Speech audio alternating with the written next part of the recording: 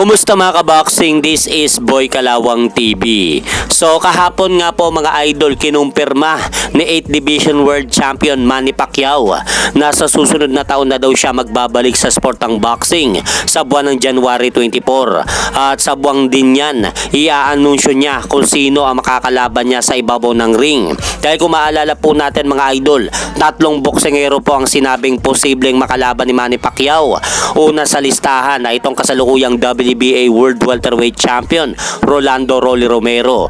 At ang pangalawa naman ay itong si WBA World Lightweight Champion Gervonta Tank Davis. At sinama rin po mga idol ni pambansang kamao Manny Pacquiao sa listahan na posibleng makalaban niya sa susunod na taon ay itong si Conor the Destroyer Ben na nakatakdang lumaban sa kanilang rematch ni Chris Eubank Jr. sa darating na buwan ng November 15. Pero ang matunog talaga mga idol na nasa unang listahan na posibleng makalaban talaga ni pambansang kamao Manny Pacquiao ay itong si Rolando Rolly Romero.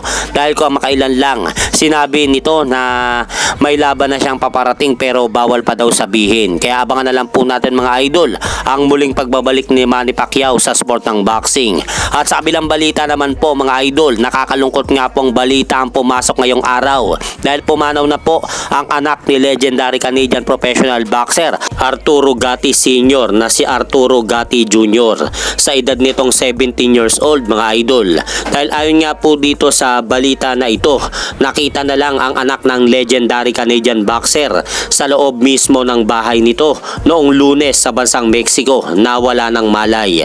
At ang matindi pa dito mga idol, halos kaparehas din ang nangyaring insidente sa kanyang ama nito na si Arturo Gatti Sr. na kung matatandaan po natin na matapos nakita rin po ito ang kanyang ama sa tinitira nito sa bansang Brazil ay nakita rin po ito na wala ng buhay sa mismong bahay nito. Kaya masasabi po natin halos kaparehas din ang nangyaring insidente ng mag-amang Gatti.